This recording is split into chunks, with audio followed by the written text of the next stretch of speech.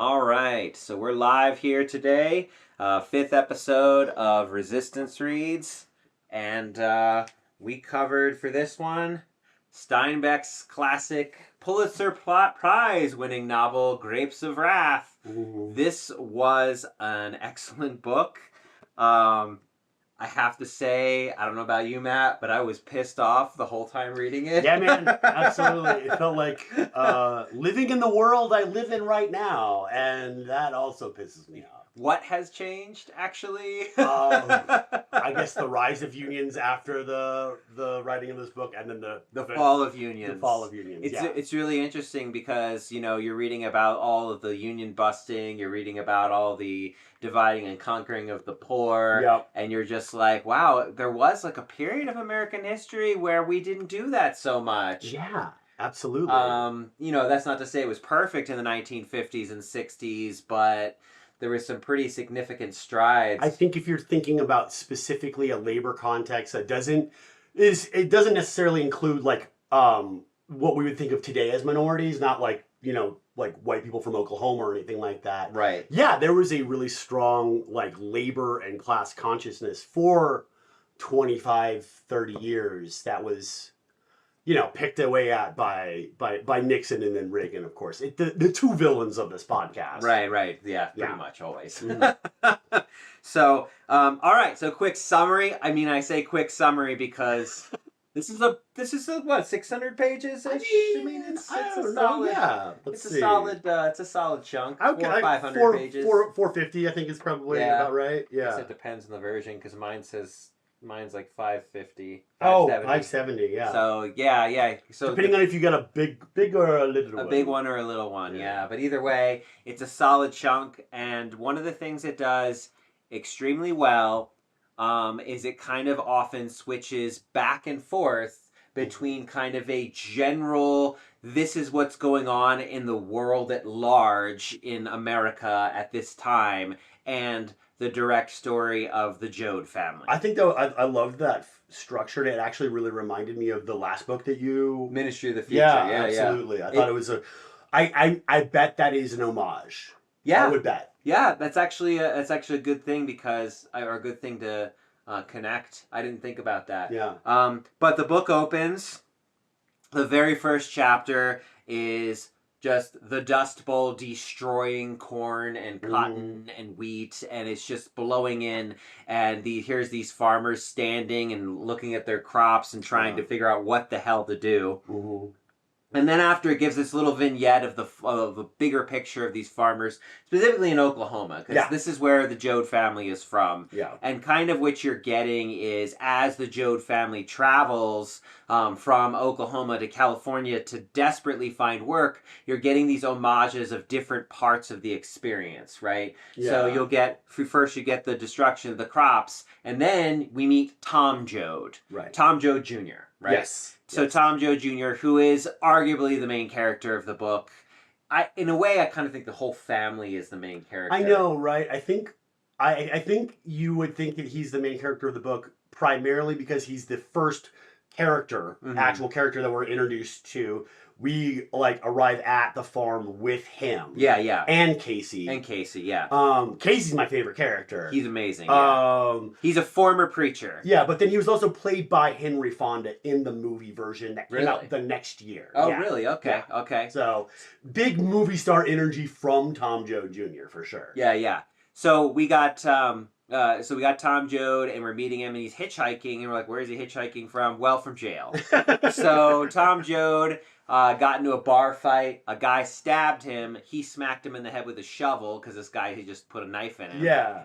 And Tom Joad survives. The other guy does not. Right. So it's kind of a manslaughter sort of situation. He doesn't kill him on purpose. He's just trying to, not die from this guy's stabbing him. And so he goes to jail. He gets out on parole.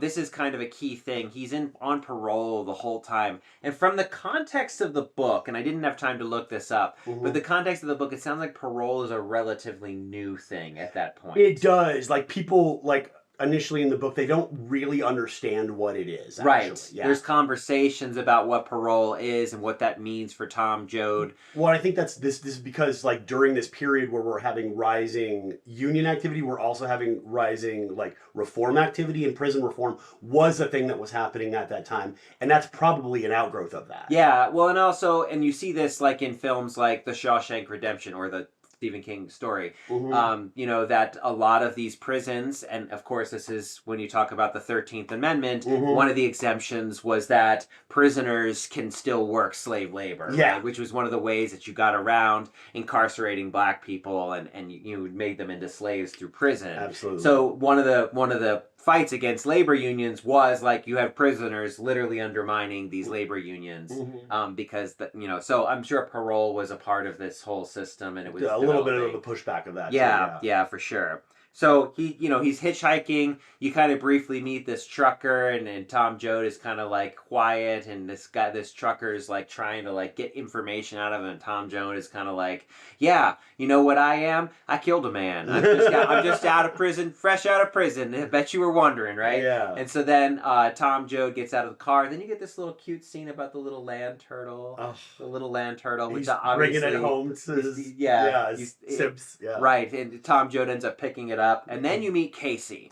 So he runs into the road, he's almost home, and you run into Casey. And Casey was a former kind of hellfire and brimstone preacher, right? But he's lost that. Yeah. Right? He says, I mean, there's a couple of great lines here, right? He's got a call to lead people, but no place to lead them. Right? I mean, such a great thing. And which, you know, is kind of almost like foretelling where Casey's going, because Casey does become a labor organizer towards the end of the book, right? And then also Casey, another line from that chapter, the hell with it. There ain't no sin, there ain't no virtue. There's just stuff people do, right? Which is another thing. It's like which is another kind of like framing of this book, in that, you know, here are these people who are desperate, literally starving to death. There are a number of children who starve to death in this book. There's miscarriages, there's all kinds of stillborn births because of malnutrition. There's all I mean, it is, you know, we were joking that it was our summer beach reading, right? It's like, yeah, we both went on vacation and chose not to read it whilst on vacation. Yeah, because it was just, you know, so we were texting back and forth like, how's your summer beach reading? Because it's, you know, it's about poverty and destruction. It's not, it would feel so inane to read it on the beach. Absolutely. Or like while I'm partying it up in New Orleans, man. Like, that was just not gonna, vibe wasn't there. Right. So anyway, then Casey and Joe get to talking, they reconnect, and Joe's like, I'm going back to my family farm, and Casey's like, oh, okay, I'll go with you. You know, it'll be good to see your family. I haven't seen your family in forever, because it turns out that he baptized Joad's all the Joads or whatever. Yeah. And they always really liked him as a preacher and all this stuff. His grandma specifically likes him. So then they get back to the farm, and there's nobody there. And they're like, where is everybody? Well, it turns out that they're at Uncle John's farm, so they end up going to Uncle John's farm. And then you get another... There was actually a really great scene in the general, when he's like talking about the general situation where like a farm gets pushed down by a steam truck, because like the bank is taking over, and he's like, well, you could take it out of my... You know, like, I got a rifle, and he's like, I got a whole ass piece of machinery here, man. I'm just going to tip your farm over. And that's literally what happened to the Joads. Right, it is. Like, they don't say it directly, but the Joads' house is knocked over. Yeah. But yeah, that's like the next little vignette as they're walking to the Joad family, his uncle's house, because that's where they meet the kind of the vagabond guy. Oh God, he had an amazing name. Hold on, I'm gonna. Anyway, it was but they meet this guy, and he, you know, is one of the kind of last survivors of the area, because all the farms are gone. He doesn't want to leave.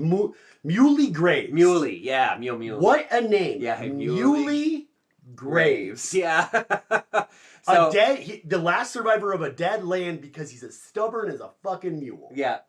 I mean, what a perfect name for it, right? Perfect. Yeah. And it sounds like Oklahoman too. Yeah, it does. So Muley's mad as a well, I don't remember what they kept saying he was mad as. Yeah. But it was great. So Muley tells him he's at the uncle's house, so they go marching on. The next vignette is about the banks. Right. And the banks come up, and it's, the banks are a machine, a monster. Everybody hates the banks, even the bankers who work there, but they gotta feed the machine, and it eats capital, right? Oh, God, dude, monster, the machine. The monster, the machine. He refused. Yeah. He calls them both things, and it's just like, yeah, they're like, we work for the monster. Oh, yeah. It's just You can't stop it. Now that it's there, you can't stop it. And they got to work there because, like, as the constant refrain throughout the book is, a man's got to eat. A man's got to do what a man's got to do. A man's got to eat, right? Yeah, yeah. A man's got to eat. It really, and every time you run into someone who's a banker, he's like, what are you going to do? A man's got to eat. Or someone who's scabbing. Or just someone who's scabbing. What are you going to do? A man's got to eat, right? And so it's very much like this constant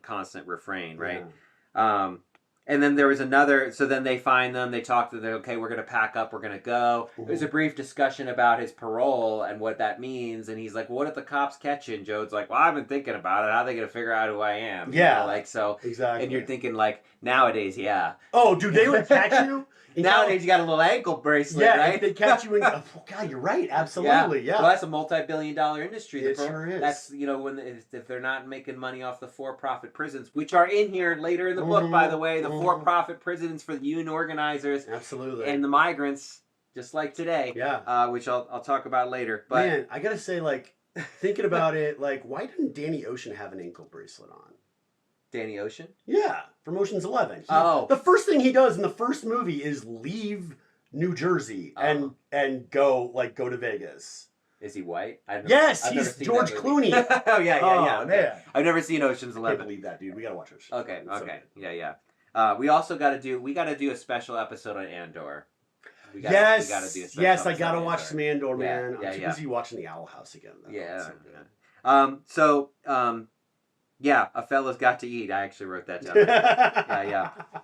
down. But then, as they're leaving, they're packing up. They're like, all right, we got this handbill. And this handbill says, there's hundreds of jobs or thousands of jobs in California. 800 jobs. 800 jobs. 800 men needed. 800 men needed, right? Yeah. So they're like, yeah, we'll get out of here because there's literally, the land is dead. Land is dead from the Dust Bowl. You can't even grow anything at this point, right? And then even if you could, the tractors are taken over. So you get a major technological change, kind of like what we're experiencing today, which has happened. That is like the second industrial revolution is the 1930s and 40s, isn't it?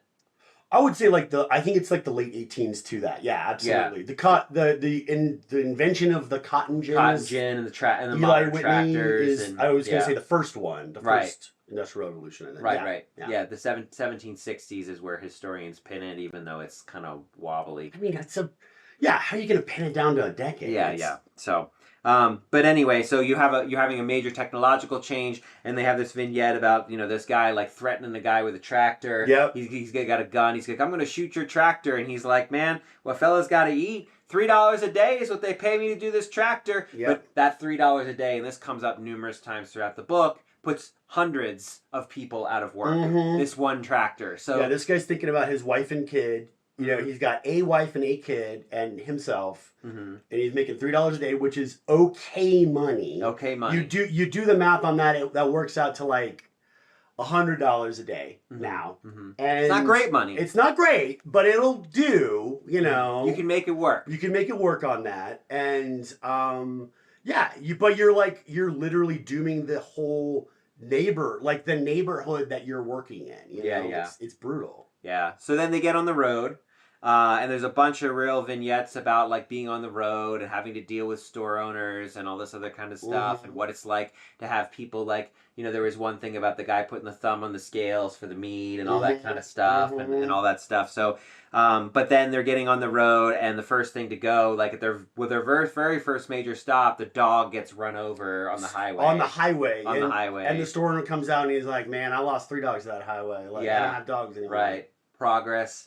Right, obviously feels like a metaphor to me. Absolutely. And right after that, Grandpa goes. Grandpa dies. Grandpa, by the way, wanted to stay with Muley. He actually fought them tooth and nail. He's like, I want to stay. I don't want to leave. For the first 3 days, he's so excited, and all he's talking about is how he's just going to pick grapes off of the vines when he gets to California, because there's just oranges and grapes, and he's just going to constantly be eating grapes. He's just gonna he can't wait. Juice is gonna run down my face. And the night before they're about to leave, he doesn't go to sleep because he can't imagine leaving. Actually, right? Yeah, he can't actually. So he's trying, and they end up. What do they get him? They got him real drunk. They dose him. Dose him. They slip him a Mickey and put him in the truck, and then tie him up, and then put him in the truck, and then he wakes up, and then he never really recovers. After he's like, I kind of think it's kind of like he was so depressed about it, he just kind of dies. Yeah, I think that's exactly right. Well, and I think it's kind of that's a metaphor. Like the dog is a metaphor for like what costs progress.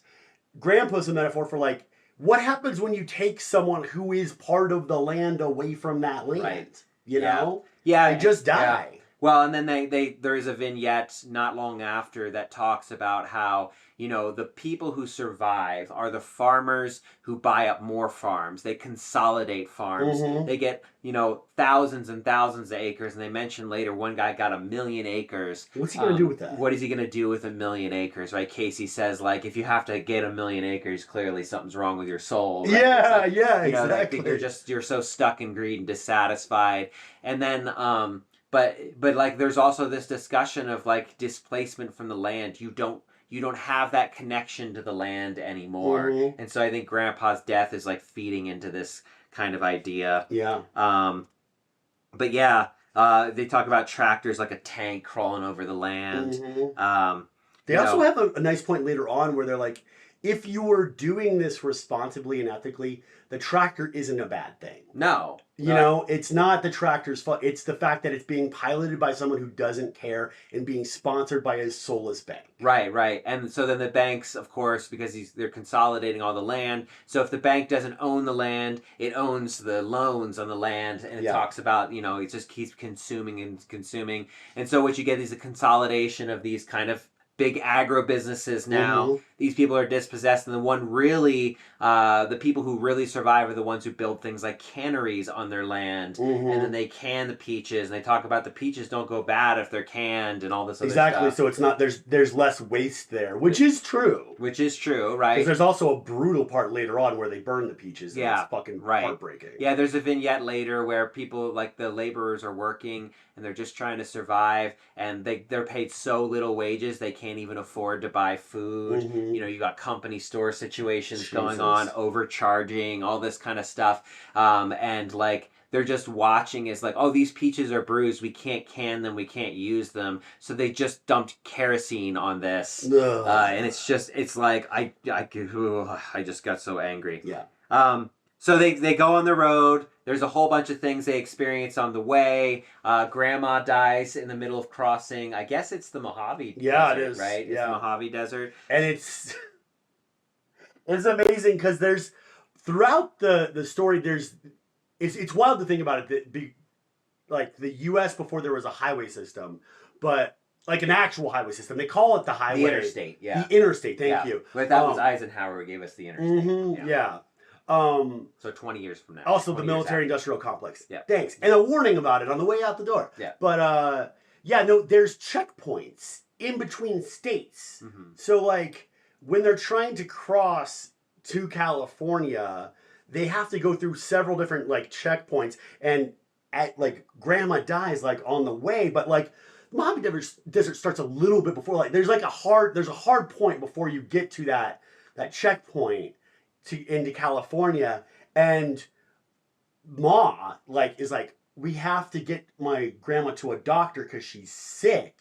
And the guy looks at her, he's like, she's sick, all right. And then later on, you find out she was dead. She was dead then, yeah. Yeah. That Ma had been kind of hiding it. Ma is like, Ma's pragmatic, man. She's smart. She's a smart lady. Ma ends up becoming kind of like, she's the head of the household. There's a number of jokes about how, you know, when we finally settle down and have a house, Ma, I'm gonna clout you, you know, because she's like she's basically become the patriarch. Yeah. Trying to and she's doing everything she can to keep her family together, even as people are dying.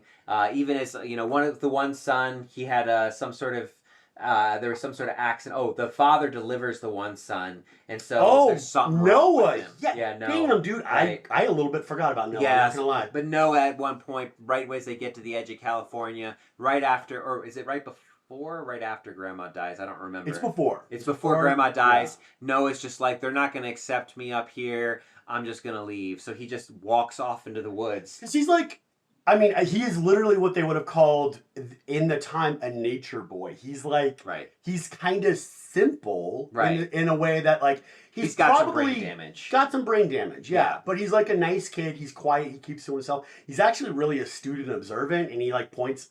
He does the whole like, you know, through the eyes of a child commentary a couple times on their situations. Right. But he finds like a nice river valley that he's like, I don't want to leave. That they camp in, you know, for one night. And he's like, I don't want to leave. And he just like wanders off. And to be honest, that's probably the right choice. Because like this family goes through it, man. After, especially after he leaves. After he leaves, things just go from bad to worse.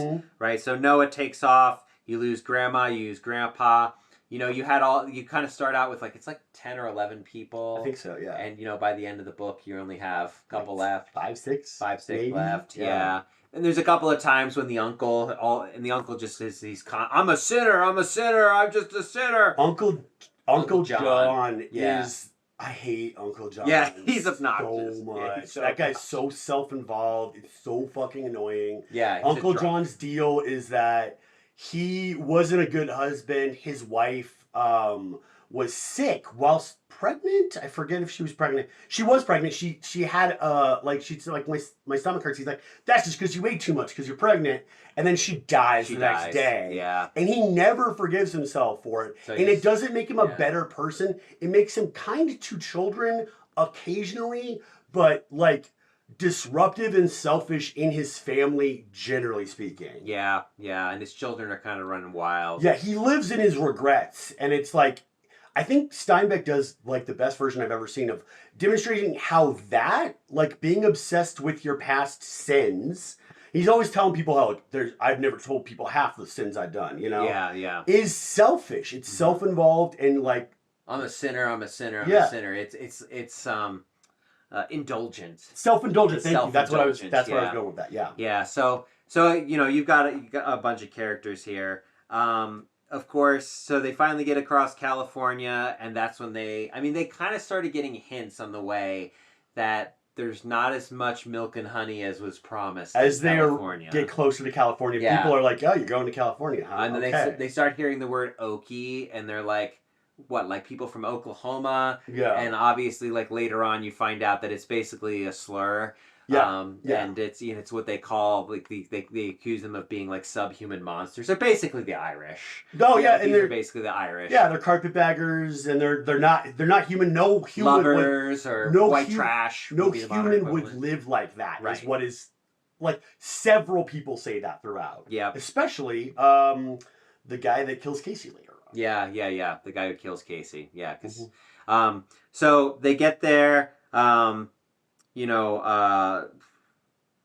they get to a Hooverville, which if you don't know, these Hoovervilles are basically these tent cities. Yeah. That named after our president Herbert Hoover. Because one of the shortest and worst tenures of a president ever. Yep. And Hoover made the Great Depression so much worse. What did he do? Weird. What did Herbert Hoover do to make the Depression a Great Depression? Tariffs. Yeah, that was it. That's right. Yeah, so tariffs. Tariffs are what make it. They hate him so much that they name all these poor encampments, these tent cities, Hoovervilles. And so these Hoovervilles have popped up all over California. Of course, the Hoovervilles are horrible places to live. A, because they're just kind of makeshift cities. Yeah. And B, because the cops will come in there and raid and burn things down. And you know, there's all kinds of... Do what cops do. Police brutality, you know, all kinds of stuff. There's lots of real serious critiques about the things that cops did in this book, that's for sure. Yeah. And there's agent provocateurs, which we'll get to in a second. Because after Hooverville, they can't find work. Right. Then someone tells them about a government camp, which is supposed to be the special place. And Tom gets into an argument with there's a cop who comes with a guy recruiting for work. Mm-hmm. And the guy, they won't tell him how much they're going to make. They won't, like, they're just saying, oh, there's this stuff up in this area. Go check it out. There's work up here. And the one guy, not even Tom's kind of like watching all this. Yeah. And one of the guys is like, hey, like, well, how much are you gonna pay I've us? fallen for this before. I've fallen this for before. Yeah. I'm not going all the way up there just to find out that there's like, I'm gonna be making not even enough to eat. Mm-hmm. And so the cop like comes up and he's like, are you making trouble? Are you a red? Like, they're already into the red communist stuff, right? Mm-hmm. Are you a red? Are you trying to raise hell and all this stuff? And he's like, I'm just asking you a question. And the cop starts beating him. Yeah. And then Tom trips him and pushes him over. And then Casey takes the rap. Casey takes the rap, and we see Casey disappear for most of the rest of the book at this point. I would say like the back half, right? Yeah, I would say like this is about halfway in. So about halfway, Casey disappears and he pops up back again later. But they arrest Casey, and Casey takes the blame, and Tom's like, we got to get the hell out of here. So they go to this government camp, and the government camp's great. Government camp. It's a co-op. Sounds dope. It's co-op. It's literally a co-op. Yeah, so it's run by all the community. The community elects its leaders. The leaders are they change every single week because there's the two old biddies that are arguing about who's in charge this week. Yeah, funny. They were great. They were great, but they were like, you don't talk this week. Yeah. This week is my turn to talk. I'm telling them what the deal is. You can tell them next week. Next week you're in charge, right? So, but they have running water, and then most importantly, because it's a federal camp, state and local police cannot come into it, so there's no fucking cops there. Right. So and it goes great. And they, like, right away, Tom finds some work. Now, it's only temporary work, but he gets work right away, and you kind of get a picture of what's going on. And they talk, this is kind of his way of giving you the information about what the government camp is, how it's organized, like all the benefits of it. There was this one scene with the kids, they thought they broke the toilet. Because they flushed it? Because they flushed it, because they'd never seen a flushed toilet before. So it's... so this is going really well, and then like they get word that the cops are going to come in and they're going to use a riot as an excuse because they have these dances every Saturday night, and everyone actually comes from all over. Yeah, because they're the best dances in town. They're the best dances in the county, right? Yeah, that's right. Really. That's right. So they have a great time every Saturday night, have these great dances, and it turns out the cops are going to seed some agent provocateurs, which is something we talked about in another episode. So they're going to send in a bunch of people to basically start a fight or a riot and wait outside. Yeah. But because they get word in advance, Tom and a couple of other people. Oh, it's like all the guys. Yeah. So there's a men's committee and a women's committee that like basically run the men's and women's like specific jobs and sections in the camps. And the Tom on his job gets word because the guys that like get him the job know the boss, and the boss actually heard about this plot. Yeah. Because he's getting pressure from like the banks and the Chamber of Commerce essentially to like lower wages. Yep. Because they want more profits. And one of the best ways to do that is to bust up the government camps because they think that's a hotbed of red activity. So they're gonna send guys in there, and the guy's like, man, I'm so sorry, I gotta like dock your wages a nickel, but like I'm getting this pressure. Yeah. And but kind of as like an olive branch. Here you go. Here's this information. Do not tell anybody I told you, or the banks are going to come down on me. But like, you guys need to know that they're going to try to like start a fight at your dance. And they successfully thwart. These three young guys come in. When questioned, say, a man's got to eat, don't he? Yep. So they were paying, and they were actually also Okies. That's right. They're also Okies. You're our people. What are you doing? Yeah. So they stop them and they escort them and they sneak them out the back and they push them over. They say hop over the fence. Yeah. And the cops come up and they're like, "We're here to break up a riot." And they're like, "What riot? Do you see a riot here?" And then all they can hear is the dance music and the guy calling the rounds. Yeah. So they successfully thwart it. But like, no doubt, there were real instances in Mhm. history where they sent in, and we know Ludlow massacre is an instance of agent provocatoris, for Absolutely. example. Yeah.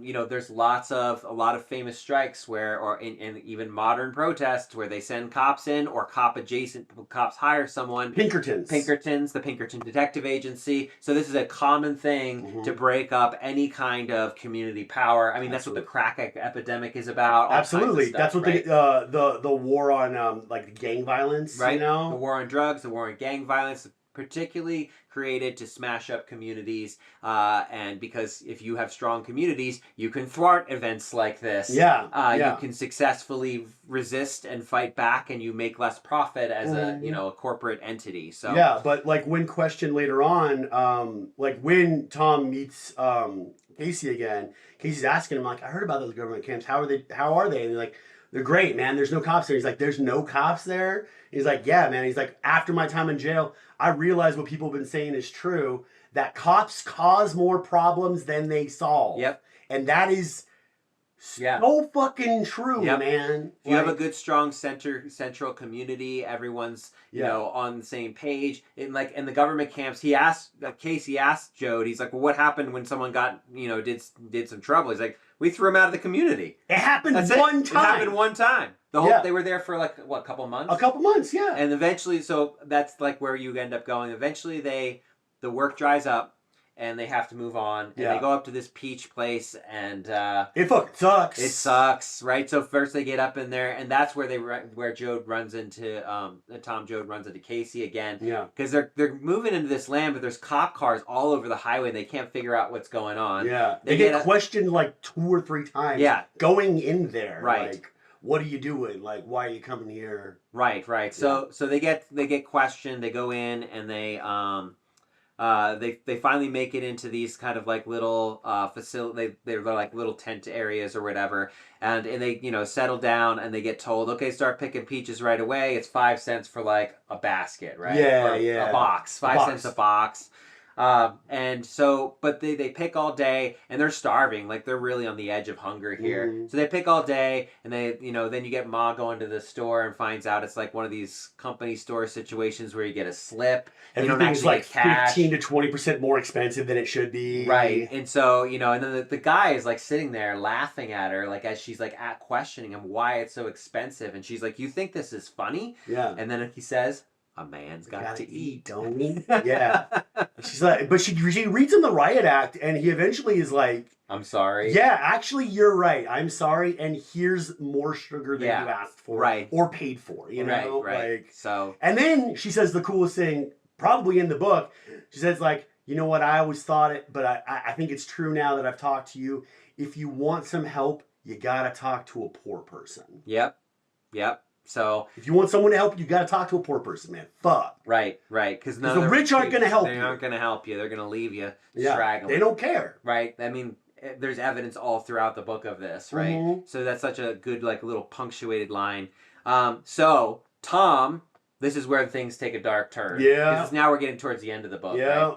Right? Tom like decides to go investigate what were all these cop cars. So he sneaks out in the middle of the night. And he finds Casey. Mm-hmm. And a group of guys. And they're on a strike. Yep. So they're striking, they're trying to stop this, because when they got there, they were told 5 cents for the box of peaches, but as soon as they got up inside and started doing the work, and they showed up with their first boxes, they said only a quarter, or 2.5 cents per box. Yes. And like, that's like not enough for them to even get food at the end of the day. Exactly. So they start from the striking. Company store specifically. Right. Yeah. So Tom's sitting there, and he's talking to them, and you're hearing about all this stuff, and they're swapping like where you've been and all this stuff. And Casey tells him about all the things that he learned from the prison and about organizing, which is very like, if you don't know who he is, Eugene Debs, look him up. Yeah. Famous labor organizer. In fact, ran for president in prison. Yeah. So Eugene Debs, he's all like, if you want a good summary of his life, also Howard Zinn's A People's History of the United States has a great section on Eugene Debs. Great book, generally. Just read that.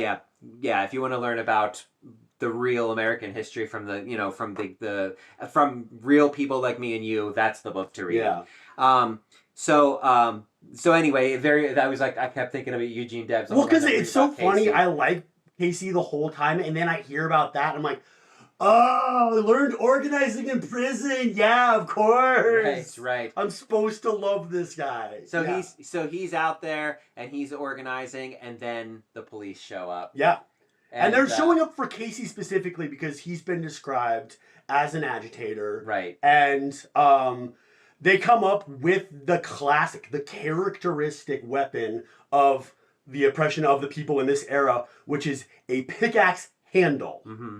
Not a pickaxe handle, because it's like kind of a perfect blunt instrument. Right. And they kill Casey. And smash his head in. And one of the strikebreakers is like, oh, geez, I feel like you killed him. And he's like, well, who cares? You know, the guy, the murderer. He's like, who the fuck cares? Like, this guy was a red anyway. And Casey's last words are like, you guys are starving children. Yes. You're starving children. And then his second last words is, they don't know what they're doing. They don't know what they're doing. Just like Jesus, right? Yeah, absolutely, man. They know not what they do. Right? So then they got this guy smashes his head in, and then Tom goes berserk. Tom goes off on him. I think Tom, it sounds like he goes like all like Hulk on them and kills like it's several of them. It's not really clear what happens, but that was my takeaway. Yeah, too. he was just like, he just went bananas and just kills several of them. Yeah. And then he escapes. His parents, you know, he gets back into town, the whistles are blowing or whatever, his face is all messed up, he's all because he got hit hard too. Yeah, they broke his nose, his face is all scarred and messed up. So he goes in, he's like, he tells his parents what happened, and they're like, we got to get out of here quick. And they do. They get out, they hide him in a mattress, and they come to check and make sure. But like, while they're hiding him, and this is kind of an important thing, and it's like a subplot that's been running throughout the book. Tom's sister, Rose of Sharon, is pregnant the entire book. Right. And at the start of it, she's got a husband who is coming with her. Yeah. And they're cute and shit. And like, they're especially like, they're kind of sickeningly cute at the beginning of the book. Very like, cloying. Whispering to each other and being like flirty and shit like that. Don't get me started again. And every time he's talking, you're like, is this guy full of shit? Because he's got all these plans. He's going to learn himself up through the correspondence courses. Thank you. Yeah. And then he's gonna get a job in electricity, and he's gonna like we're gonna have a house. We're gonna have a house. And we're gonna go to the movies and dine out every night. And Ma and Pa are kind of like, okay, And then eventually he just dips out. He like leaves one day, no word, and Rose of Sharon gets more and more like kind of fragile and as a character, but also more like specifically needy. Like she becomes a needy person, which makes sense because she's a pregnant woman, obviously. Right. But like in the moment where Tom, avenges the death of the best character in the book, and is hiding out because of it, she goes off on him and she's like, I can't believe you're doing this to me and my baby. Like the nurse said that like, stress is going to make the baby bad. I can't believe you don't want me to have a good baby. Yeah. And Tom's like, just grabs like his pa's rifle, like makes sure there's a shell in the chamber and like pulls it underneath the covers where he's hiding. Yeah. And just like makes a little cave for himself. And she calms down, but she's like yelling and screaming. He's like, you're gonna like let people know that I'm here. And she's like, I don't give a fuck. Yeah. Yeah. And it's a moment where she's just like, you can see how people who have ideas about what their life is going to be like, when that's taken away, how that can kind of break their humanity for a second. And it's a fucking scary scene. Yeah, because you think that she's going to turn him in. You do. You think she's going to blow his spot up. You're gonna betray your brother? Yeah. Like holy shit. Yeah. So they get out and they go to another camp. This one's Cotton, and they're all excited because Cotton is something that they're familiar with, and like they feel like they can make a good wage, and they kind of do. They make a good wage. They actually have a nice place to live-ish, too. Yeah, it's like it's an old box car. Yeah, it's an old box car. They had a series of old box cars where the migrant workers can live or whatever.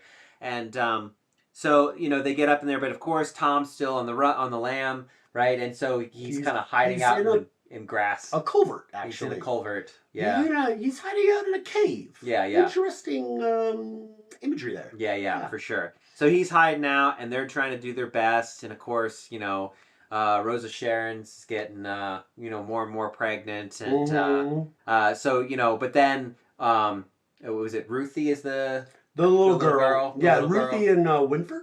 Winfred, is it? Hold on, Yeah, they're the two kids. They're Uncle John's kids, and they're the ones who get scared of the toilets. Yeah. But Ruthie Winfield, Ruthie and Winfield. So Ruthie gets into a fight with an older girl and starts doing what kids do. Oh, they're not Uncle John's kids. They're like the youngest children of Ma and Pa. Oh, okay. Uncle John didn't have kids because his wife died. That's right.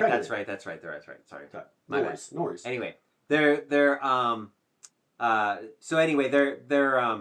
she gets into a fight. They're doing so good that they're able to buy a box of Cracker Jack for each of the kids. Right. And Ruthie's being a little snot because she's the older sister, and she's like eating them super slow. Like Winfield just like gobbles them down. He's like, "Yeah, I got the prize now too, perfect." And like she's just eating them real slowly, and like, I bet you wish you still had some. Oh yeah. And like this 16-year-old girl comes and just like takes them away. Yeah. And she's like, "My brother's gonna kill you." She's like, "Well, my brother's gonna kick your brother's ass." And she's like, "No, my brother's already hiding because he killed a man." Yeah. And so then when Winfield like runs back, so like Ruthie also gets punched in the face. Yeah.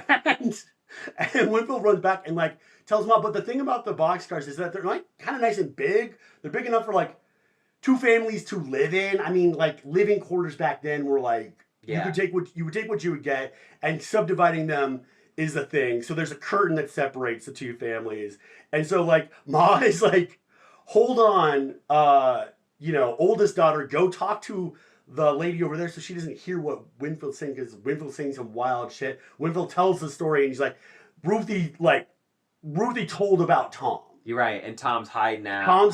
That he's hiding out and that he's nearby. So then, of course, and then he killed a man. Right. And so then that night, Ma sneaks out to go find him and warn him what's going on. And basically is like, because Mom's been doing everything to keep him together, but she's finally like, he's got to go or else he's going to get killed. He's going to get hung. Yeah. Right. And so, Tom then delivers like some of the most famous lines of the book, which are lines in the first Bruce Springsteen song, and then later the boss's song, and then later Rage Against the Machine covers it. Right? Yeah. Whenever you see a cop beating a guy, I'll be there, because he's like, Ma, I think that Casey was right. I think that, and he said one time that we don't all have souls. We all have like a little itty bit of a big soul, right. And that means very pantheistic. And that means that whatever happens to some of us happens to all of us. And then the famous words, right. Wherever there's an injustice, I'll be there witnessing it. Wherever a man is getting beat by a cop, I'll be there. And it's just like, fuck. So good, man. So good. Yeah, so then Tom departs, Tom leaves. We don't know what happens to Tom, but he's basically, like as you said before we got on today, this is kind of like the birth of an organizer, right? Yeah. So Tom basically says, I'm going to go out into the world like Casey, and I'm going to get people what they need to survive. Yeah. Like, I'm going to fight, I'm going to form unions, I'm going to do all this stuff, I'm going to make life better for people and fight against the power. Dude, I just realized too that when Casey was talking about, in that conversation that Tom is referring to, Casey was talking about how because he lost his faith, he went out into the wilderness to find it again and just felt more lonely. Being alone in the wilderness didn't help him and that's where he has the revelation about how we're all connected. Right. And that he had to go back and talk to the people again. Right. To find his way. Right. And then he did that through community, through labor organizing. Right. So that's really good book. Really good book. It does end. It keeps going. You kind of follow the family. They're in these boxcars. Things are going okay. They're still picking cotton, but then the storms hit. Yeah. And then they have no food and they're struggling. The water comes. And there's major floods. It was like really weird because I'm reading the floods as the Texas floods are like happening right now. So it was like finishing up that scene or whatever. And they're basically building like dikes all around to try to save it, but it's too much water. Well, and one of the great little scenes in it where like I think Paul redeems himself a little bit is that, so while the flooding is happening, Al, the third oldest, Noah's the oldest, the third oldest son, Al, who's like been a horn dog this whole time, but Tomcatting around, but also is like really adept at like like mechanical stuff, and he's been keeping the truck running this whole time, doing a very good job of it, by the way.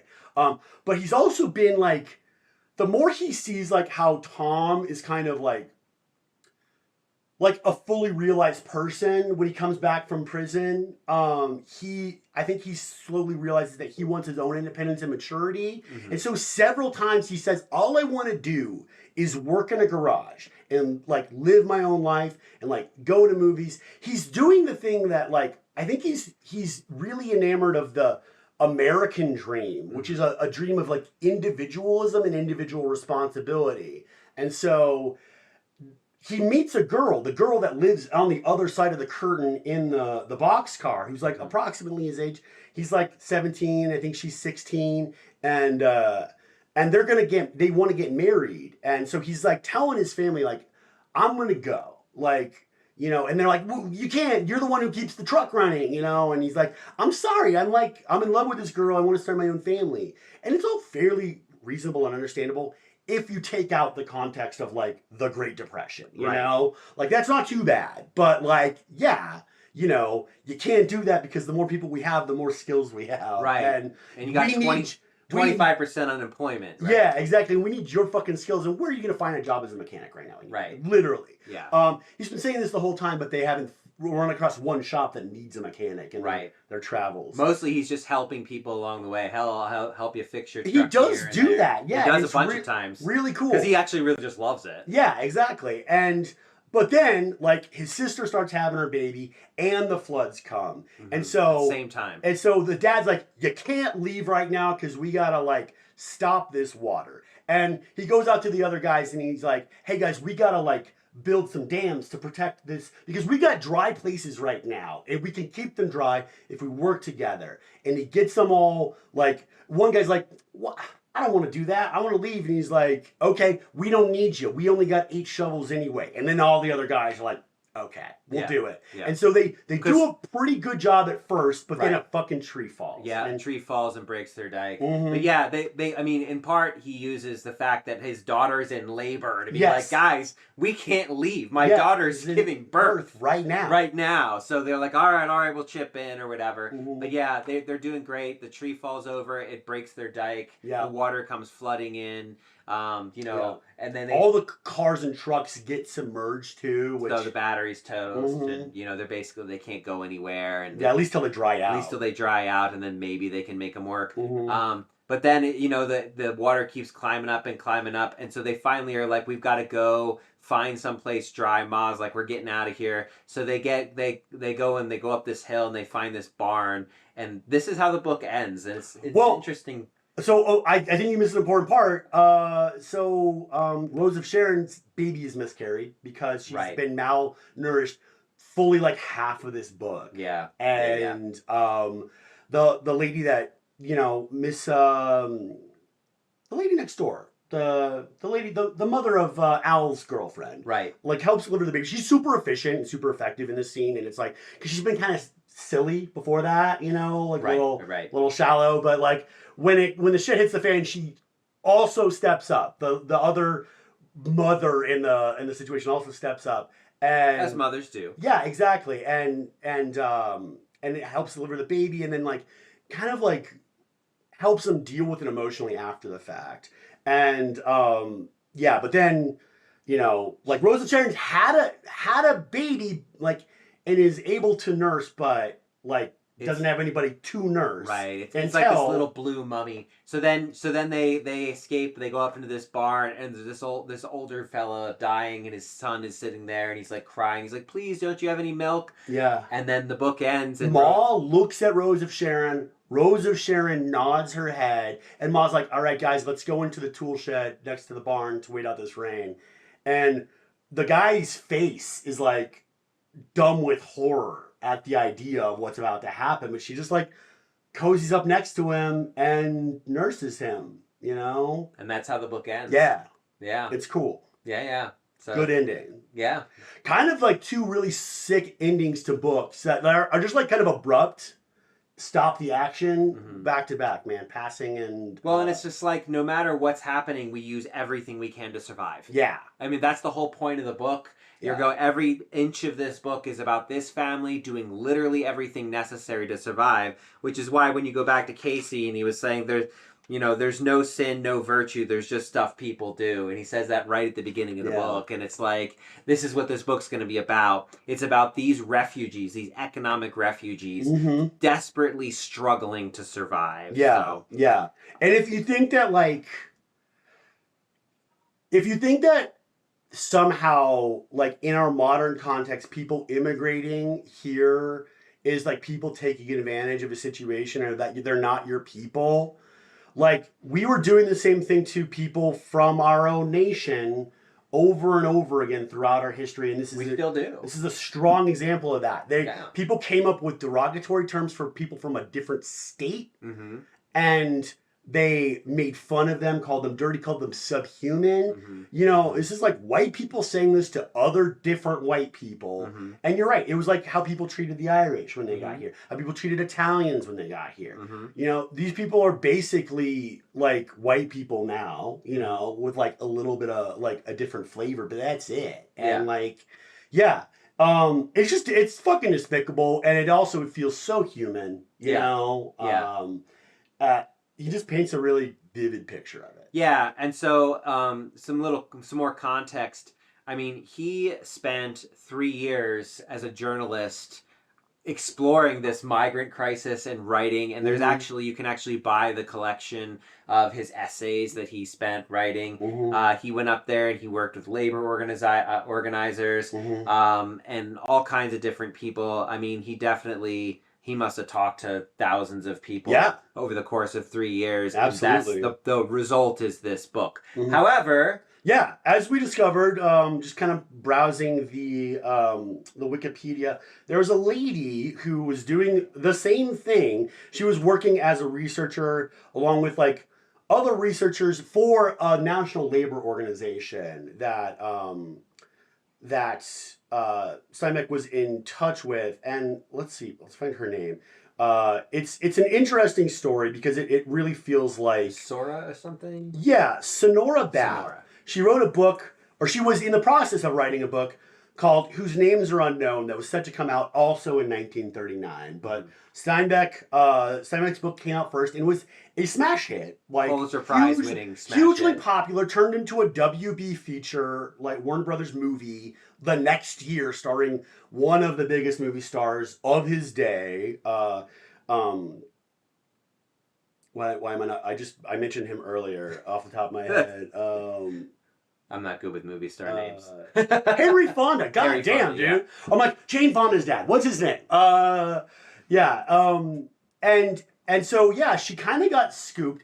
But the thing is, so Steinbeck, because of his status as a novelist, but also a journalist, he's like kind of semi-famous at that point. You know, he'd written some successful books, but Tortilla Flats, I think, is what put him on the map. Yeah, which was like several years before.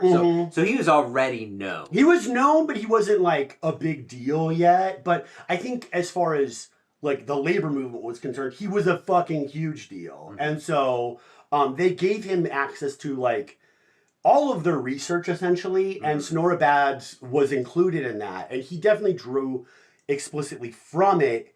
Didn't really give her credit, which does suck, but also they're like, because they're both telling like stories that are modeled on experiences that they have witnessed, the themes of like starvation, privation, miscarriage, and the abuse of the banks run deeply through both Whose Names Are Unknown and The Grapes of Wrath. Right. And her book didn't get to be published until a year before her death in 2004. She lived to be 98 years old. Yeah. You fucking go, girl. Yeah. And she was bitter about it the whole time and claimed that she was a better writer than Steinbeck because her book was more realistic. I, as a fan of literature, would not necessarily say that realism is what makes a good novel, but it definitely makes good journalism. And I think that this novel was...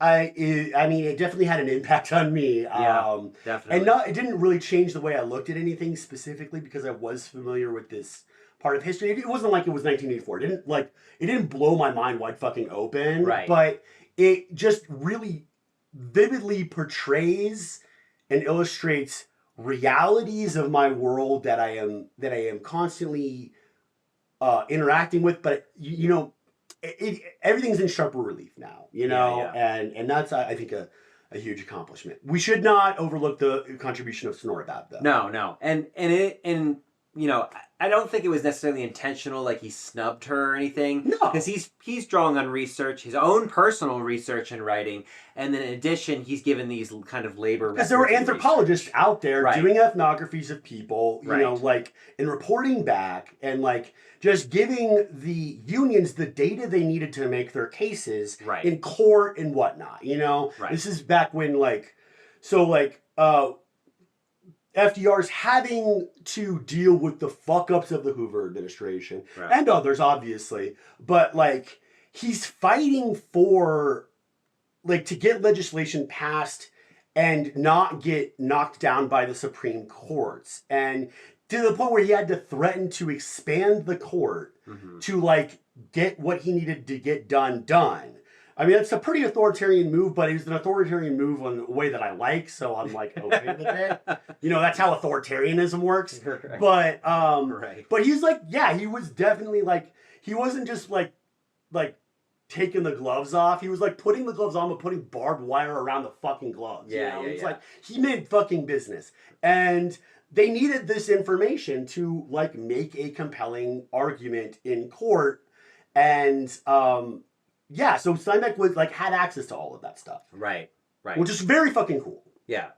I mean, I have so many thoughts on this one, and we spent a lot of time describing the book, but I think it was good we did. Because normally we only spend a little bit of time describing it, but there's so much to this book. The whole point of the book is the experience of living this life. Right. In speaking of experiences, I mean, I've had my own kind of experiences with this kind of stuff. Well, we got to talk about the peaches again. The peaches, yeah. I mean, talk about it. Right. So for example, like there's this scene towards the end of the book when they're getting to the peach area, and they talk about how if the peaches are bruised, if any of the food is damaged and they can't sell it, instead of giving it to the migrant workers who are starving, they set it on fire with kerosene in these ditches. Yeah. And they have guards and cops to prevent them from getting the food. Yes. And I had an experience like this when I was in grad school. Not quite to that level, but like it's important to understand that we throw out about 30% of our food in this country. The food that is every produced. Year. Yeah. 30% of the food produced we throw out every year. Well, during grad school, there was this moment when my student loans got kind of interrupted because of like, I don't remember if it was like my fault and I didn't sign a piece of paperwork or it was just like an administrative error, but I spent like months getting this corrected. And in the meantime, I had $1 a day for food. Yeah. Tina's burritos for like 3 months, right? Off, dude. We had a time in grad school where it was red beans and rice for a month. Right. Yeah. So you're doing what you can to survive.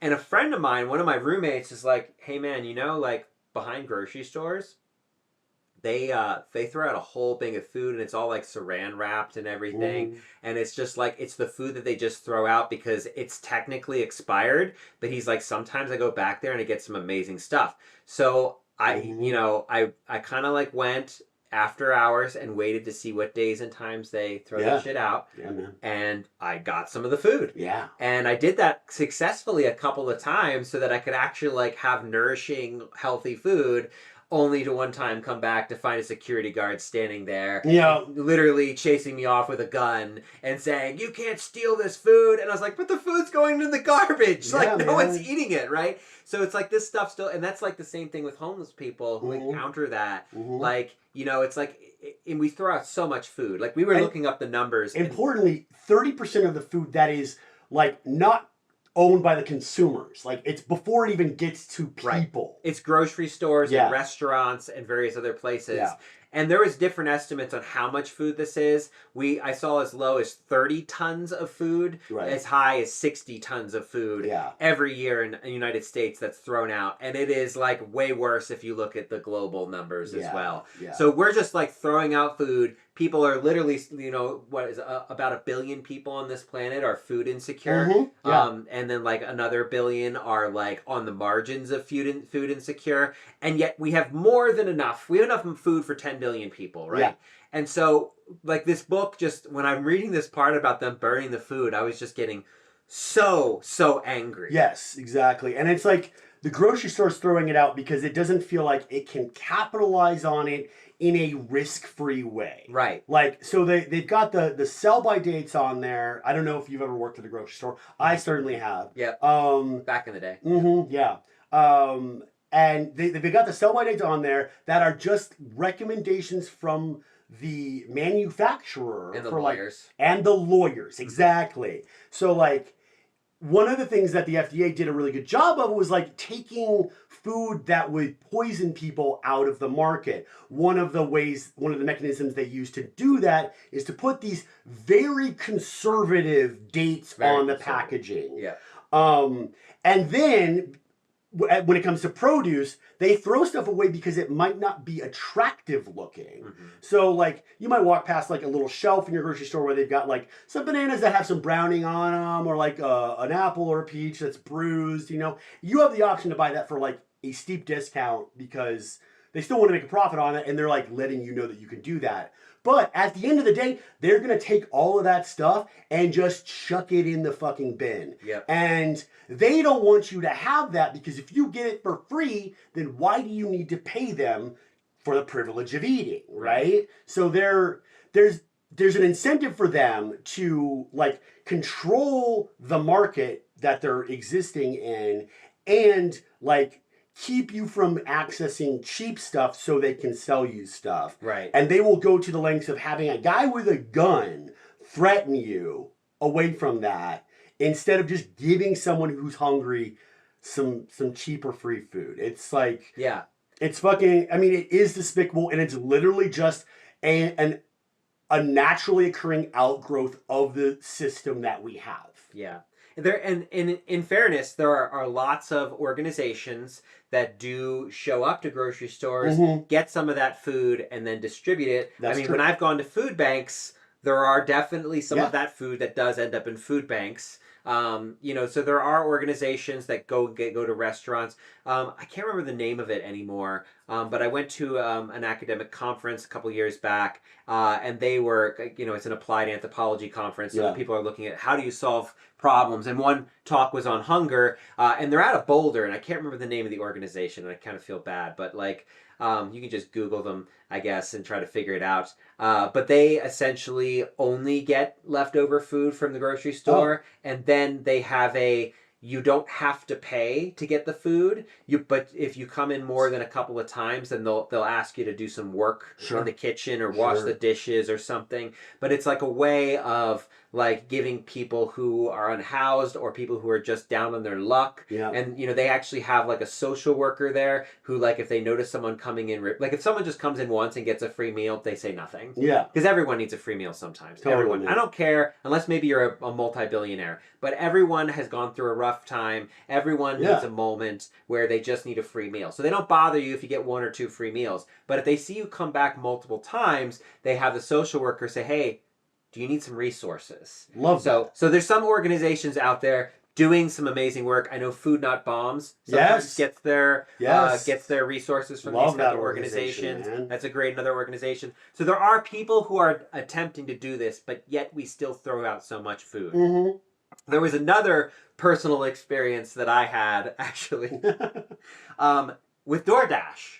Oh, God. DoorDash. And so when I first started doing DoorDash, I started doing it in January of 2020, which, as we all know, is like right before the pandemic kicks off. So like, but even in January 2020, all the way until really about the summer of 2024, I could make $25 to $35 an hour pretty consistently. I mean, you have bad days, but I was making pretty good money. It was like a really good kind of like augment on top of being an adjunct professor, because I would go out on the weekends. I'd work 2 days a week. I would make enough for my utilities and my groceries. Yeah. And then, you know, my teaching would pay my main bills. And then if I needed to like if my son needs braces, or, you know, one of my kids need clothes or something like that, like I could work some extra hours or something, right? So I did pretty well. But then, like, in middle of 2024, they opened up a much wider swath of workers.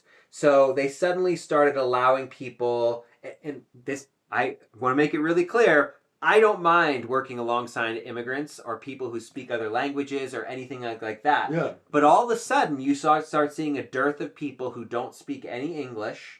And you just saw, I would go into a store and there would be like 6 or 7 drivers waiting there. Wow. And by August of 2024, I went from making like what was arguably a pretty living wage to suddenly only making about $8 to $10 an hour. Yeah. Because DoorDash just flooded the market with other drivers, because one of the problems they were having is they rely on tips to pay people. We would get like a $2 fee per run, right? And it started out as like $3.50, and then every couple of months it would go down a couple of cents, or like 25 cents, until finally it was like $2 by August of 2024.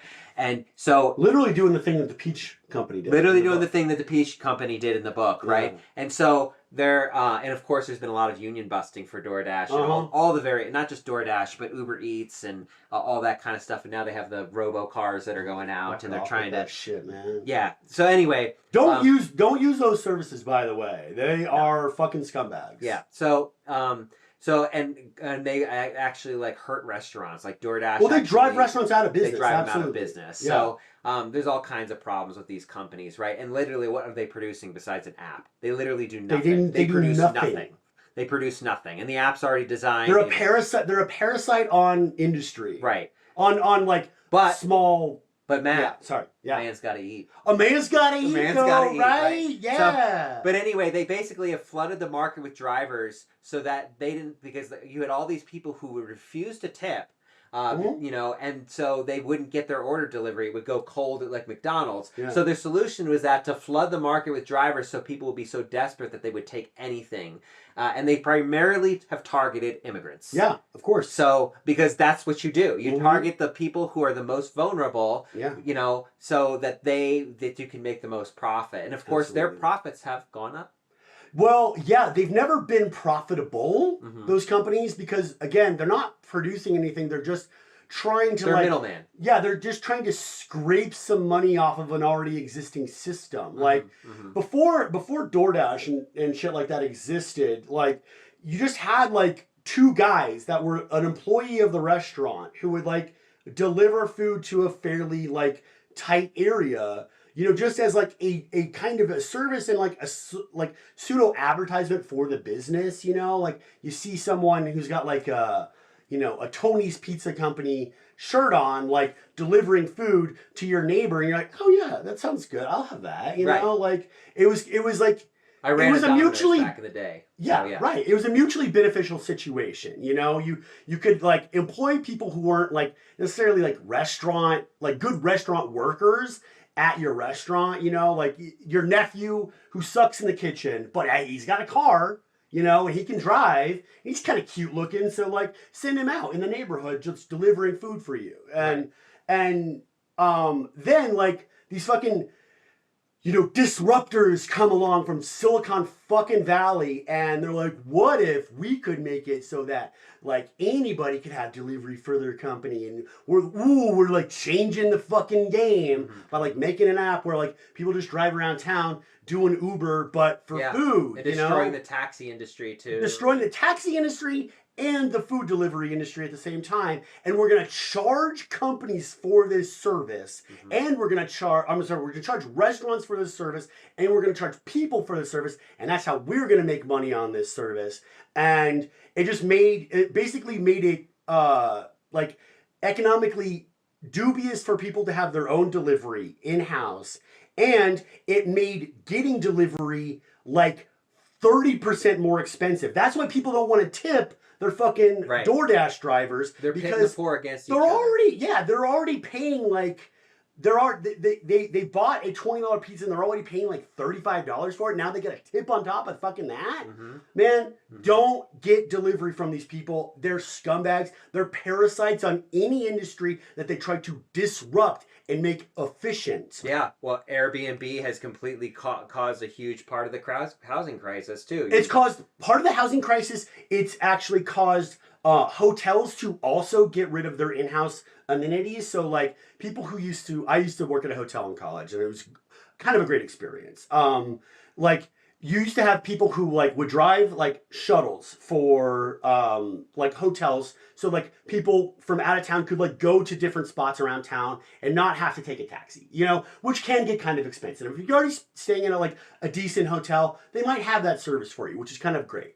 And they also have gotten rid of valets, or like they just outsource that to standard parking now, and they've gotten rid of bellmen and concierge services. I don't know if places have that anymore. I mean, really fancy hotels probably still do. But I think they also outsource them. I have a friend who still works in the industry, and he was saying that he thought his job wasn't very secure. He works at the Oxford Hotel.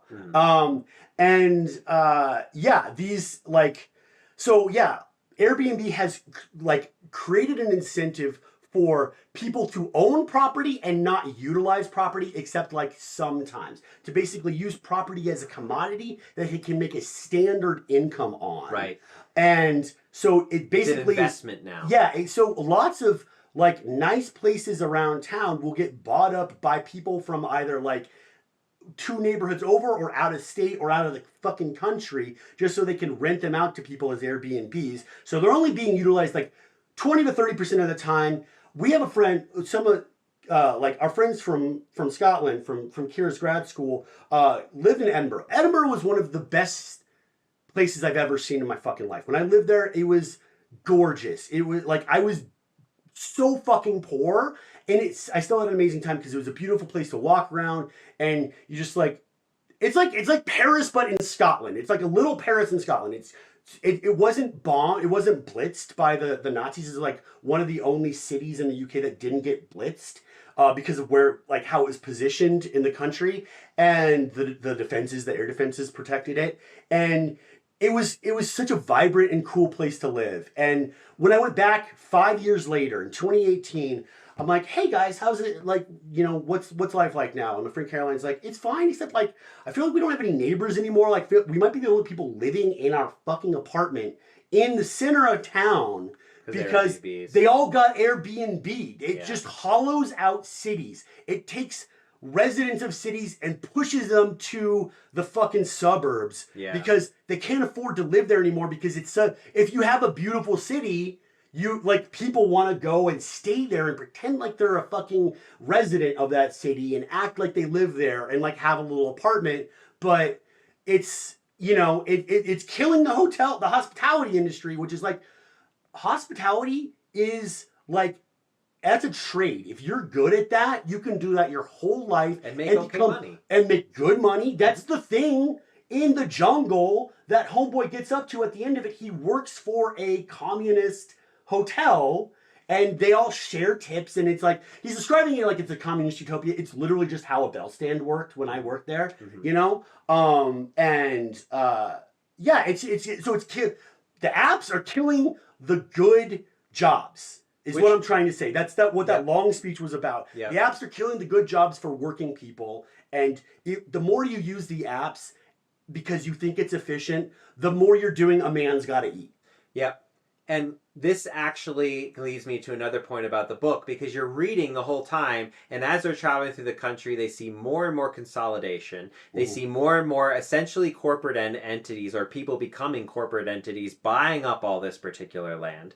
And so you're seeing, you know, it's really funny because it got me thinking about the Enlightenment. And the reason it got me thinking about the Enlightenment is because one of the core kind of things that people like John Locke would say is that if you want freedom, you must have private property, right? Because the Enlightenment, they're coming out of feudalism. Yeah. So they're like, of course, this is the natural kind of thing. And literally, what is a landlord? Right. A landlord is like, just like the lords of old who owned the land during feudalism. Yeah. So you have this kind of approach where in the Enlightenment, I understand their logic and I understand the reason why they said, Yeah. look, we have been doing feudalism for centuries. Feudalism exploits people. Yeah. But what ends up happening when you focus for private property held by individuals is you just shift the power. Yeah. You just replicate old feudalism to where we're literally now moving into a kind of techno-feudalism. We definitely have techno-feudalism on the horizon. If not already happening. Already happened. It seems like we were just talking about how it's already happening. If Bezos can buy up a whole chunk of Venice for his private use, we're in techno-feudalism. Did he fucking do that? Oh my god. He did it for his wedding, yeah. There was protests and everything. Ah! So this is the kind of the problem with private property, and this is always a controversial take. So long as we have private property not held in community trust, and I know that sounds like communism. God forbid we actually work together and collaborate and work for community good. But like when you have private property, eventually what always happens is consolidation. Yes. This is the same thing that happened with media systems. Originally there used to be, and this is not to say it was a golden age of journalism or anything. There's always problems with journalism in the past. But if you look at the early 20th century, you had 100 newspapers in most major cities. And so people would be getting different opinions and different thoughts, and like maybe your neighbor reads a different newspaper than you, so they have different information. So what do? You discuss the issues. Absolutely. You have to have a conversation to try to find common ground. Well, I don't agree with that, but this one I read said this, and he's like, well, where are you getting your facts from? And you had to have a conversation about what was real and what wasn't, and you kind of. But now what do we have? We have the algorithms. Yeah. Because again, techno-feudalism. Absolutely, and we have a bunch of journalists who are like really interested in appearing like they're not biased, which leads to both sidesism.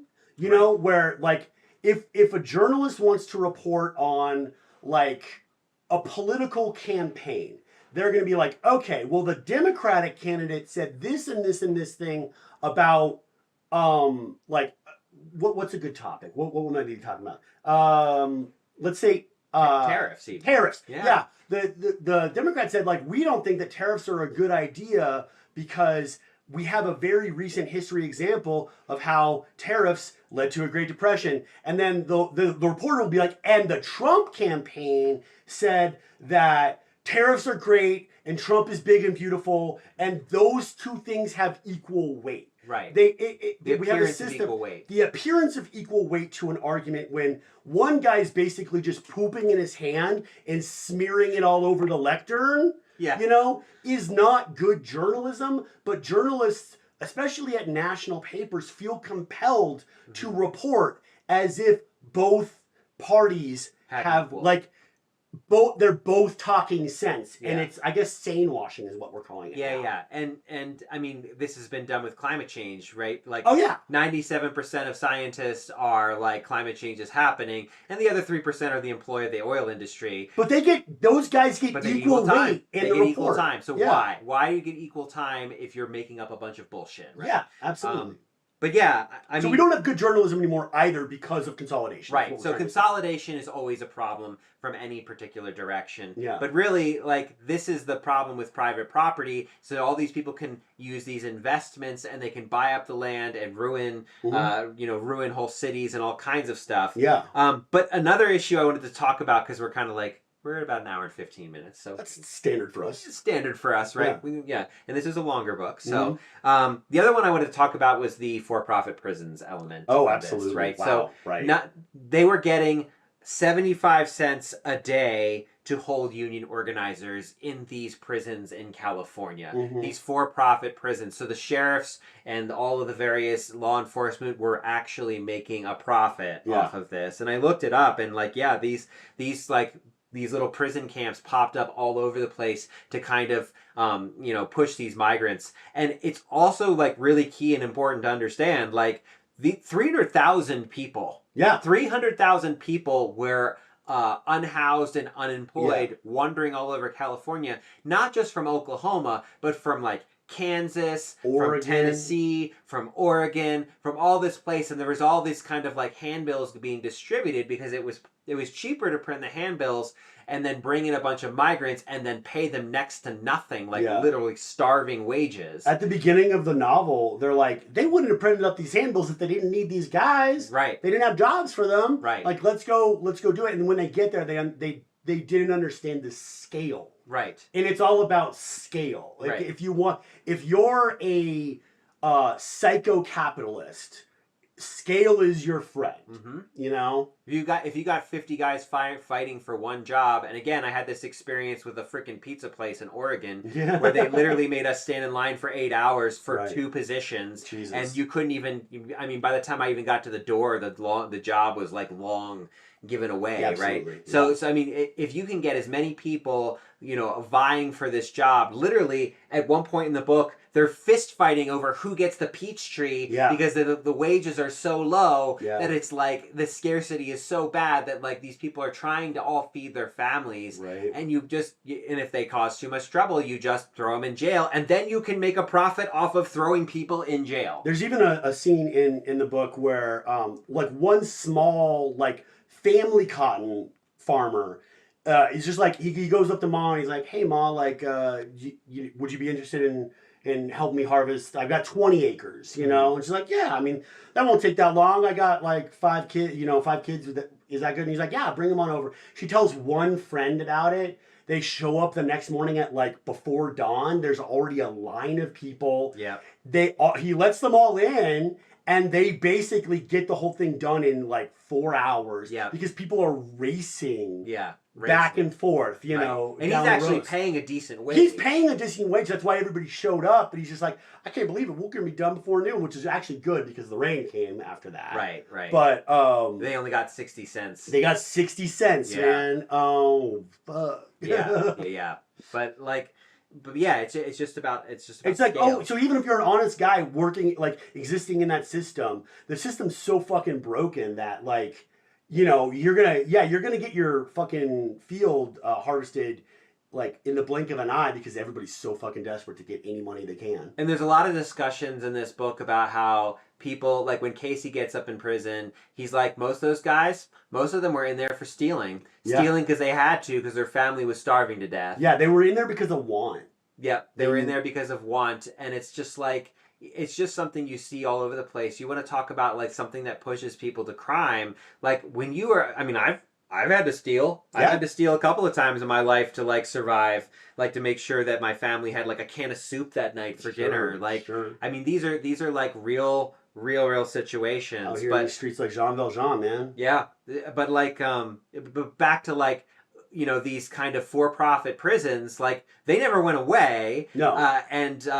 So here's the thing about like our current migrant crisis, like it's not any different really. So you bring these vast amount of people in, and I don't care what they say, they don't want undocumented workers really gone. What they want is to terrorize them. And Trump announced, was it yesterday? Oh God, what did he announce? He announced that they were going to put them under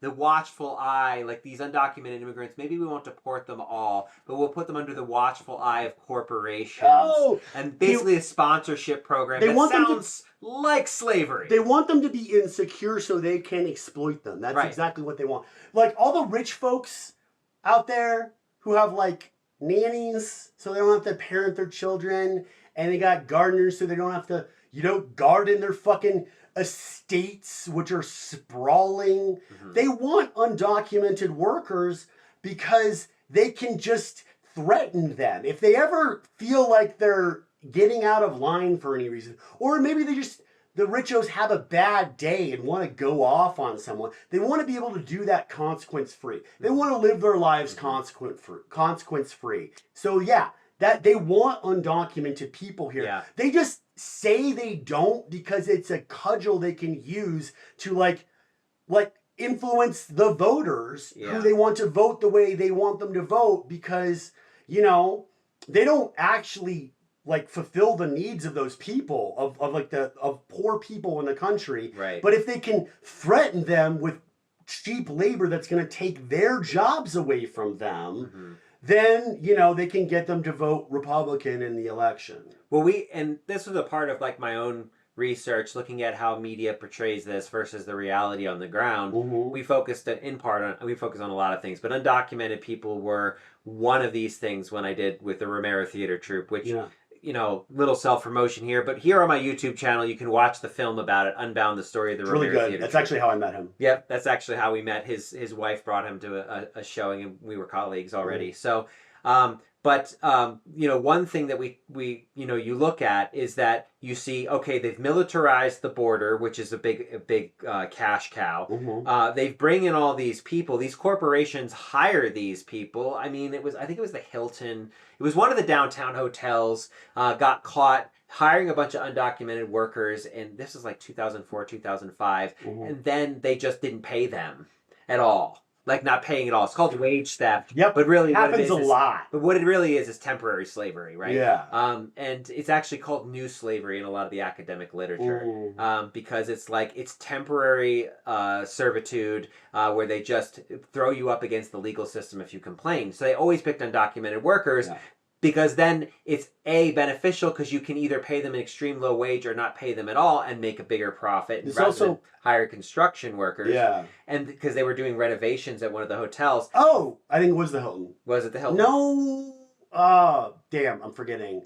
It was the Hyatt. Maybe the Hyatt. I worked at a hotel at that time. I definitely remember hearing about this. Yeah, and then on top of that, they have the for-profit prisons, which, by the way, are for-profit because they charge taxpayers money. Mm-hmm. They make $160 a day a head, not 75 cents, because that's the modern equivalent will be $160. Mm-hmm. But obviously they were doing this all the way back during the Great Depression. So $160 a day, $60 a day, plus a stipend for food, plus a stipend for medical care.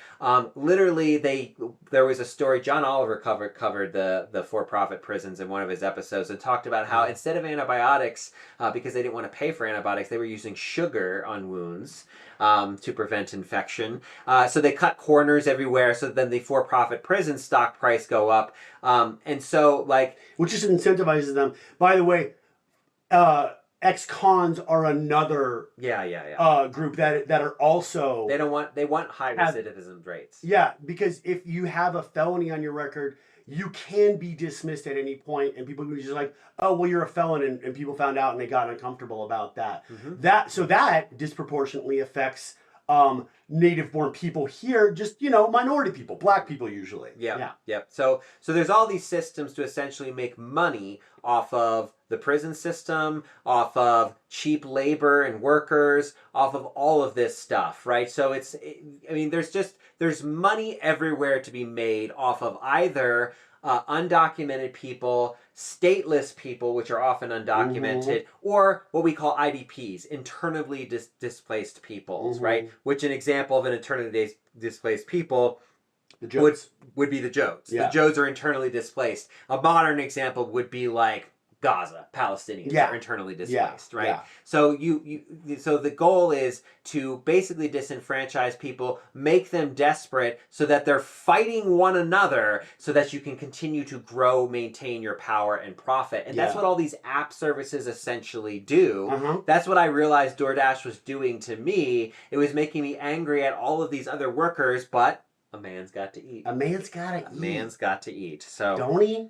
Oh man, it's there's so much. Yeah. There's so much to this book. Yeah. So I mean the main I think the takeaway from this, the way it, you know, ties into the title of this podcast, Resistance Reads, is that the best way to resist this is through collective action. Yeah. What the government, the only success story in the book, and the bit of the book they chose to end the movie on, was the government camp. Okay. Because it was fairly ideal. Like, people were living in tents there, but they had access to clean drinking water, showers, credit. If you weren't working, then you could get $5 of credit for food out, and you could pay back later. If you couldn't pay back, they would find a job for you in the camp to pay it off. Yeah, exactly. So that is what the Jodes are doing when they run out of money. Like, we come back to them after they've been there for a couple months,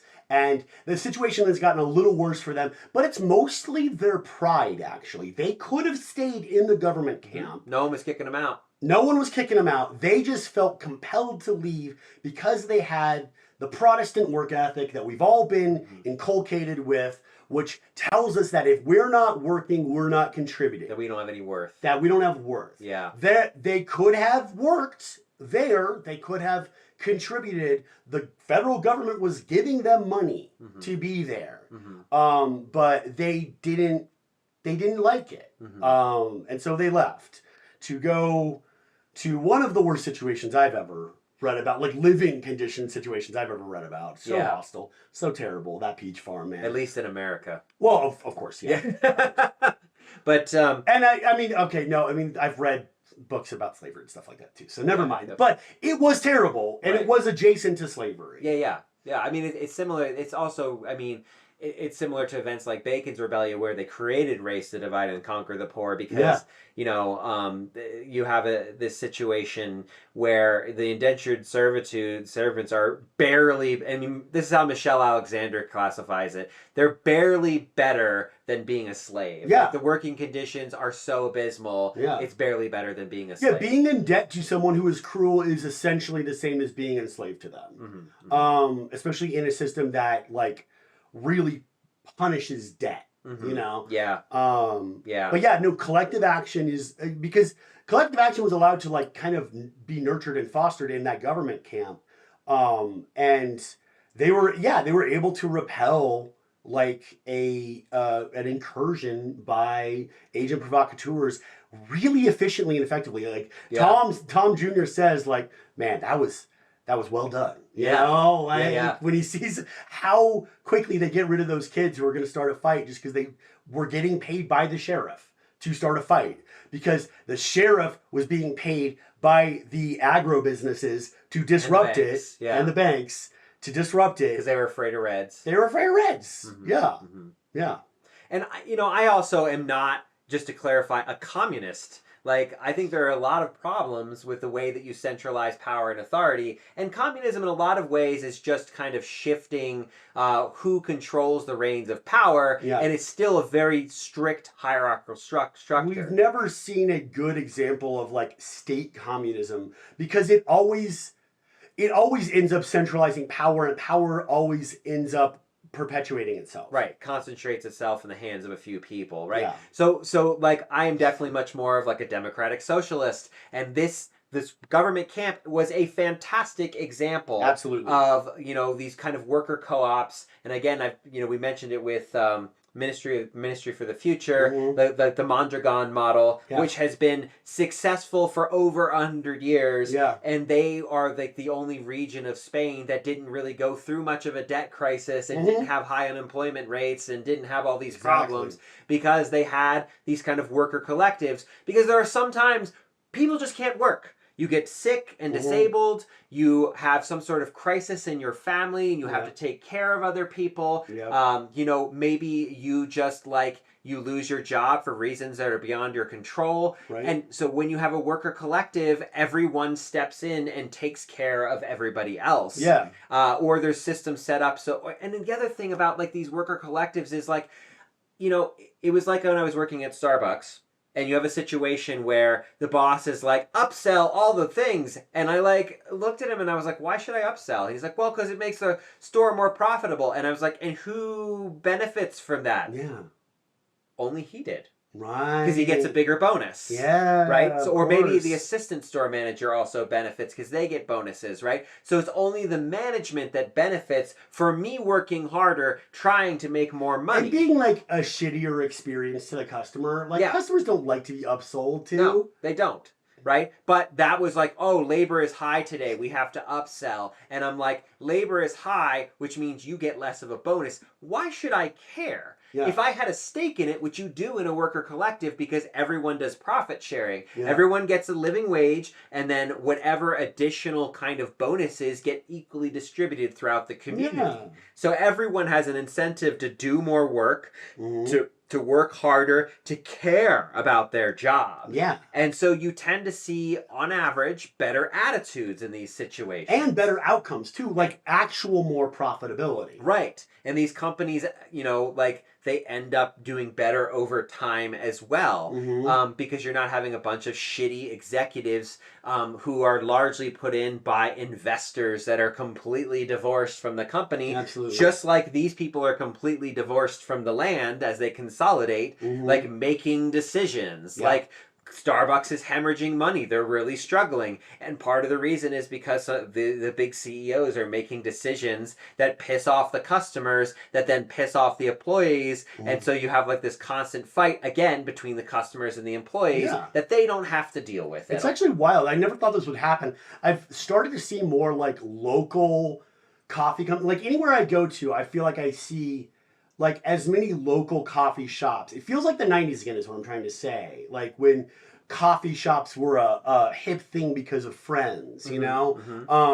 I feel like I started to see those, like Starbucks close and like other, you know, like local community-based coffee shops spring up in their place. And I'm very happy to see that because I don't particularly like Starbucks very much. To be honest, I feel like they're a sugar drink wholesaler. Really? And they've kind of bastardized and really like hurt the coffee industry as a whole, generally speaking, because they made it like just a generic commodity, and also like the way they get coffee in like large swaths is just kind of bad for the environment, generally speaking. But I'm glad that they're starting to suck so hard that they are, and they're doing this whole thing. They're kind of getting in their own way. Back to Starbucks, where they're trying to reinstill the community, like after the pandemic and all this stuff. But the thing is then they put all these policies in that like people can't use bathrooms unless they pay for stuff. Or you can't get free waters anymore. One of the good things about Starbucks is that it used to be a public restroom, just anywhere you went in any city. Yeah, and when you're driving DoorDash, you need those. Yeah. Like when you're a delivery driver and you don't have a home base, like those kind of places were good. But I mean, you know, I hope that, you know, in the face of all this techno-feudalism bullshit, what we actually move into is much more collective community systems. Yeah. And, you know, Colorado has some of the most in the country. You know, they have all kinds of worker co-op. They have all kinds of organizations. There's a lot of them all around the city. I've been trying to get hired by one for a while, but, you know, it's hard to actually find a job in one because they're so popular that people never want to leave. Yeah. So, which is a good thing, right? Absolutely. But you can also, of course, start worker co-ops, and there's tons of free resources. So, you know, fighting back against kind of this kind of corporate greed stuff. I mean, the best way to fight this kind of this wanton greed is community. Yeah. And you can build that in a variety of ways. I mean, and that is one of the actually, like, for all the ways that I don't really like organized religion, on the other hand, you know, if you actually read, and I don't necessarily agree with this 100%, but David Graeber's book, Debt the Last 5,000 Years. Okay. That book is like a history of currency and debt and all this stuff. Interesting. And one of the things he talks about is like, if you look at the rise of fiat currency, it comes at the same time at the rise of world religions.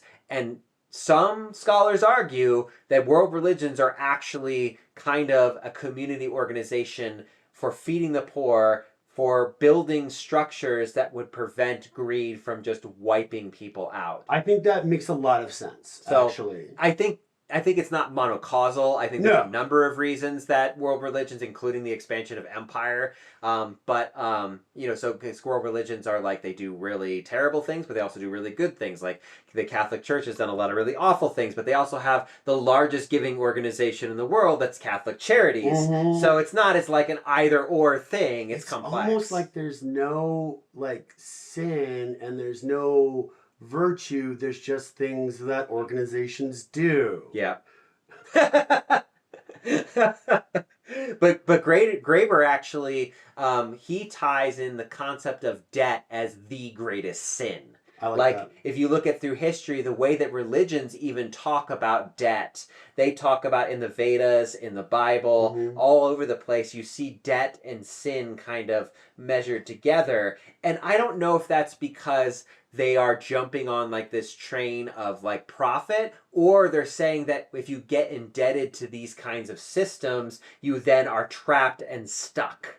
And it could be both. It could be both, or it could be like one that was misinterpreted to mean the other. Right. But like, yeah, I mean, you used to be able to like the state could throw you in prison for having Debtors debt prisons. Yeah. in the UK. Here too. There's debtor prisons here. There for a were? long time. Okay, yeah, that makes sense. Yeah.